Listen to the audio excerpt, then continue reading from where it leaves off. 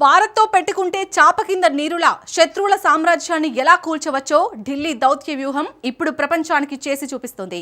నిన్నటి వరకు కాశ్మీర్ అంశం వస్తే చాలు ఐక్యరాజ్యసమితి వేదికలపై పాకిస్తాన్ కంటే గట్టిగా కారుకూతలు కూసింది టర్కీ. ఆపరేషన్ సింధూర్ టైంలో పాకిస్తాన్కు దొంగచాటుగా వందలాది డ్రోన్లు సైన్యాన్ని పంపింది టర్కీ. ఈ చర్యలపై అప్పట్లోనే భారత్ సీరియస్ అయింది. మోదీ ప్రభుత్వం కేవలం మాటలతో సరిపెట్టలేదు. భారత్తో పెట్టుకుంటే సినిమా ఎలా ఉంటుందో టర్కీకి చూపించడం మొదలుపెట్టింది. ఆ దేశం పక్కలో బ్రహ్మోస్ మోహరిస్తుండటంతో టర్కీ గుండెల్లో రైళ్లు పరిగెడుతున్నాయి. ఒకవైపు ఆర్థిక సంక్షోభం, మరోవైపు భారత్ పెట్టిన రక్షణ దిగ్బంధంతో టర్కీ కాళ్లబీరానికి వచ్చింది. అసలు టర్కీ ఎందుకు భారత్ను వేడుకుంటుంది? టర్కీకి పాకిస్తాన్ దయ్యం వదిలిందా? Watch story. టర్కీ అహంకారాన్ని భారత్ ఎలా అణిచింది? ఢిల్లీ కాలబేరానికి అంకారా ఎందుకొచ్చింది? మోడీ దౌత్య దెబ్బకు ఎర్డోగన్ లొంగిపోయాడా? 2020 ఏప్రిల్ 22న కాశ్మీర్లోని పహల్గాంలో ఉన్నట్టుండి పాకిస్తాన్ ఉగ్రవాదులు రెచ్చిపోయారు. 26 మంది అమాయక పర్యాటకులను పట్టన పెట్టుకున్నారు. ఈ పరిణామం యావత్ ప్రపంచాన్ని నివ్వెరపరిచింది. ఈ ఘటనపై చాలా దేశాలు భారత్కు మద్దతుగా నిలిచాయి, ఉగ్రవాదాన్ని ఖండించాయి. ముస్లిం దేశమైన టర్కీ మాత్రం ఆచితూచి అడుగువేసింది. ఉగ్రవాదాన్ని ఖండిస్తూనే స్థానిక సాయుధ తిరుగుబాటుగా అభివర్ణించింది. దీనికి పాకిస్తాన్కు ఏమాత్రం సంబంధం లేదన్నట్టుగా ఓ ప్రకటన పడేసి చేతులు దులుపుకుంది. అప్పుడు టర్కీని భారత్ పెద్దగా పట్టించుకోలేదు. చాలా ముస్లిం దేశాలు పాకిస్తాన్కు అనుకూలంగా ఇదే తీరును ప్రదర్శించాయి.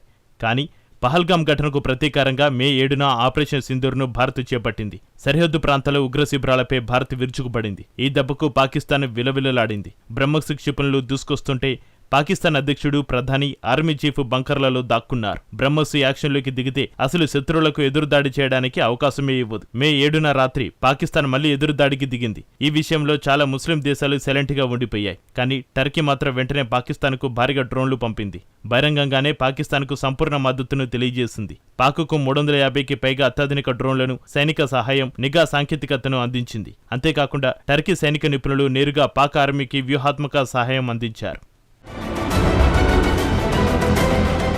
భారత దాడుల్లో 2 టర్కీ సైనిక ఆపరేటర్లు కూడా మరణించారు. టర్కీ చేసిన ఈ నమ్మక ద్రోహంపై భారతదేశం అత్యంత వ్యూహాత్మకంగా, అంతకంటే కఠినంగా స్పందించింది. కేవలం దౌత్య నిరసనలతోటి సరిపెట్టకుండా టర్కీ గుండెల్లో రైళ్లు పరిగెత్తించేలా రక్షణ ప్రతీకార వ్యూహాన్ని అమలు చేసింది. టర్కీకి దశాబ్దాలుగా తీవ్ర శత్రు దేశాలైన మధ్యధరా సముద్రంలో సరిహద్దు వివాదాలు ఉన్న సైప్రస్, గ్రీసు దేశాలతో భారత రక్షణ బంధాన్ని అనూహ్యంగా పెంచింది. సరిగ్గా ఇదే తరుణంలో సైప్రస్ అధ్యక్షుడు భారతదేశంలో పర్యటించి ప్రధాని మోడీతో భేటీ అయ్యారు. ఇరు దేశాల మధ్య 5 ఏళ్ల రక్షణ రోడ్ మ్యాప్ ఖరారైంది. ఈ రక్షణ ఒప్పందంలో భాగంగా ప్రపంచంలోనే అత్యంత వేగవంతమైన, శత్రువులకు చిక్కిని బ్రహ్మోస్ సూపర్సోనిక్ క్రూయిజ్ క్షిపణులను సైప్రస్, గ్రీసు దేశాలకు విక్రయించడానికి భారత్ గ్రీన్ సిగ్నల్ ఇచ్చింది. దాదాపు 120 కోట్ల యూరోల రక్షణ ప్యాకేజీ కింద బ్రహ్మోస్తో పాటు ఆకాశ ఎయిర్ డిఫెన్స్ సిస్టమ్స్, నాగస్త్ర కామికాల్చే డ్రోన్లను కూడా భారత్ ఆ దేశాలకు ఆఫర్ చేసింది. పాకిస్తాన్లో బ్రహ్మోస్ సృష్టించిన బీభత్సాన్ని కల్లారా చూసిన టర్కీకి ఇప్పుడు అదే క్షిపణులు తన శత్రు దేశాలైన సైప్రస్, గ్రీసు చేతుల్లోకి వెళ్తుండడంతో నిద్ర లేకుండా పోయింది. ఇంతటితో భారత్ ఆగలేదు. టర్కీని అంతర్జాతీయంగా ఒంటరిని చేసేందుకు చుట్టుముట్టే వ్యూహాన్ని తెరపైకి తెచ్చింది. టర్కీతో చారిత్రక విభేదాలు ఉన్న గ్రీస్, సైప్రస్, ఆర్మోనియా, రొమేనియా దేశాలతో భారత్ ఒక బలమైన వ్యూహాత్మక కూటమిని ఏర్పాటు చేసింది. మధ్యధరా సముద్రంలో టర్కీ నౌకదళ ఆధిపత్యానికి శాశ్వతంగా భారత్ చెక్ పెట్టింది. గ్రీస్, సైప్రస్ పోర్టులో సంయుక్త సైనిక విన్యాసాలకు సైతం భారత నౌకదళం సిద్ధమైంది. ఇటు ఇజ్రాయెల్తో ఉన్న రక్షణ నెట్వర్క్ను కూడా భారత్ దీనికి అనుసంధానించింది. మరోవైపు అంతర్గతంగా టర్కీ ఆర్థిక వ్యవస్థ భారీ సంక్షోభంలో కూరుకుపోయింది. తీవ్రమైన ద్రవ్యోల్బణంతో టర్కీ అల్లాడుతోంది. భారతదేశం వంటి ప్రపంచంలోనే అతిపెద్ద మార్కెట్తో సత్సంబంధాలు తెంచుకోవడం కోలుకోలేని దెబ్బగా మారింది. గతంలో టర్కీ కంపెనీలతోటి జరగాల్సిన కొన్ని భారీ వాణిజ్య, షిప్ యార్డ్ ఒప్పందాలను ఢిల్లీ రద్దు చేసుకుంది. అంతేకాకుండా ఆపరేషన్ సింధూర్ సమయంలో భారతదేశానికి వ్యతిరేకంగా తప్పుడు ప్రచారం చేసిన టర్కీ ప్రభుత్వ అధికారిక మీడియా టీఆర్టీ ఛానల్ అకౌంట్లను భారత్లో పూర్తిగా బ్లాక్ చేసింది. భారత్ తీసుకున్న ఈ సంచలన ఆర్థిక, సైనిక చర్యలతో టర్కీ అధ్యక్షుడు ఎర్డోగన్కు భౌగోళిక రాజకీయాల్లో గట్టి దెబ్బ తగిలింది. భారత్తో పెట్టుకుంటే ఏం జరుగుతుందో ఇప్పుడిప్పుడే తెలిసి వస్తోంది. పాకిస్తాన్కు మద్దతు ఇస్తూ పోతుంటే టర్కీని దెబ్బకొట్టేందుకు అన్ని రకాల వ్యూహాలను భారత్ చాప కింద నీరులా అమలు చేస్తోంది. దీంతో అంకారాలో భయం మొదలైంది. టర్కీకి ఇప్పుడు పాకిస్తాన్ దెయ్యం వదిలిపోయింది. భారతదేశంతో ఎలాగైనా సత్సంబంధాలను పునరుద్ధరించుకోవాలని, తన ఆర్థిక వ్యవస్థను కాపాడుకోవాలని సరికొత్త రాగాన్ని అందుకుంది.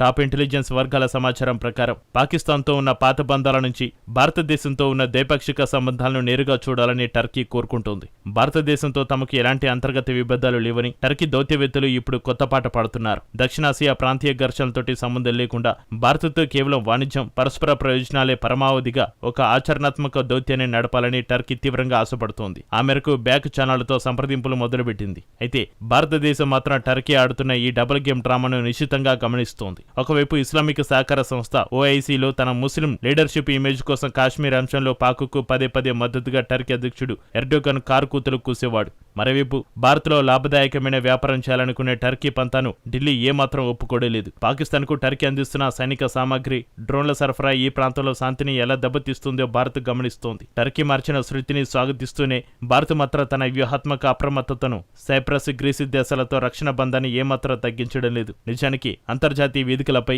ఒంటరి అయిపోతామనే భయమే టర్కీని ఈరోజు భారత్ కాలబేరానికి వచ్చేలా చేసింది. ఒకప్పుడు పాకిస్తాన్కు గుడ్డిగా సౌదీ అరేబియా, UAE వంటి శక్తివంతమైన అరబ్ దేశాలు మద్దతిచ్చాయి. ఇప్పుడు పాక్ను అవే దేశాలు పక్కన పెట్టేశాయి. భారతదేశ ఆర్థిక శక్తిని, భారీ మార్కెట్ను గుర్తించి ఢిల్లీతో బిలియన్ల డాలర్ల వ్యాపార ఒప్పందాలు చేసుకుంటున్నాయి. చివరికి కాశ్మీర్ అంశాన్ని కూడా భారత అంతర్గత విషయంగానే కొట్టిపారేస్తున్నాయి. ఈ మారుతున్న భౌగోళిక రాజకీయాలను చూశాకే కేవలం పాకిస్తాన్ను నమ్ముకుంటే తమ ఆర్థిక వ్యవస్థ సర్వనాశనం అవడం ఖాయమని టర్కీ అధ్యక్షుడు ఎర్డోగన్కు ఆలస్యంగా జ్ఞానోదయమైంది. అటు పాకిస్తాన్ పరిస్థితి చూస్తే ఆపరేషన్ సింధూర్ దెబ్బకు కోలుకోలేక ఆర్థికంగా దివాలా తీసి ప్రపంచ దేశాల ముందు అడుక్కునే స్థితికి చేరింది. రక్షణ రంగంలో టర్కీని నమ్ముకున్న పాకిస్తాన్కు కూడా ఇప్పుడు గట్టి షాక్ తగిలింది. భారత ఒత్తిడి కారణంగా టర్కీ వెనక్కి తగ్గితే తమకు డ్రోన్లు, మిలిటరీ హార్డ్వేర్ సరఫరా నిలిచిపోతుందేమోనని ఇస్లామాబాద్ వణికిపోతోంది. ఒకవైపు టర్కీ ఇచ్చే దౌత్యపరమైన హామీలు నమ్మాలో లేదంటే తమ బద్ద శత్రువులైన సైప్రస్, గ్రీసు చేతుల్లోకి వెళ్తున్న భారత బ్రహ్మోస్ క్షిపణులను చూసి భయపడాలో తెలియక పాక్ సైన్యం అయోమయంలో పడింది. అయితే టర్కీ రాయబారులు, విదేశాంగ మంత్రి హకన్ ఫిదాన్ ఢిల్లీతో జరుపుతున్న తెర వెనుక చర్చల్లో సరికొత్త వాదనలు ముందుకు తెస్తున్నారు. ఇటీవలి ఘర్షణల సమయంలో తాము పాకిస్తాన్కు ఎలాంటి అదనపు సైనిక సహాయం అందించలేదని వాదిస్తున్నారు. నావికాదళ పోర్టుల సందర్శనలు, మిలిటరీ కార్గో విమానాల రాకపోకలు కేవలం ఒక పాత ఒప్పందాల ప్రకారం జరిగిన సాధారణ ప్రక్రియలేనని కప్పిపుచ్చే ప్రయత్నం చేస్తున్నారు. ఈ రక్షణ సహకారాన్ని భారత్ శత్రుత్వ కోణంలో చూడవద్దని బతిమలాడుకుంటున్నారు. భారత్ ప్లీజ్ మమ్మల్ని నమ్మండి అని అంకార వేడుకుంటోంది. పాక్తో తమకునే వ్యూహాత్మక బంధాన్ని పూర్తిగా తెంచుకోలేక, అలాగని భారత్తో ఆర్థిక ప్రయోజనాలను వదులుకోలేక టర్కీ చేస్తున్న దౌత్య సర్కస్ ఇప్పుడు అంతర్జాతీయంగా చర్చనీయాంశమైంది.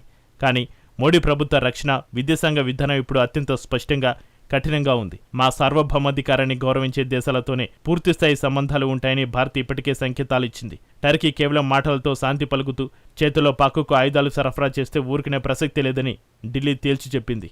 టర్కీ వైఖరిలో నిజమైన మార్పు వచ్చే వరకు సైప్రస్, గ్రీస్, అర్మోనియాలతో రక్షణ కూటమిని భారత్ మరింత బలోపేతం చేయనుంది. మొత్తానికి ఆపరేషన్ సింధూర్తో పాకిస్తాన్కు బుద్ధి చెప్పిన భారత్ అదే దెబ్బతో టర్కీ అహంకారాన్ని కూడా అణచివేసి గ్లోబల్ పవర్ హౌస్గా తన వ్యూహాత్మక సత్తాను ప్రపంచానికి చాటి చెప్పింది. ఇది ఇవాల్టి world 360. Keep watching Raj news.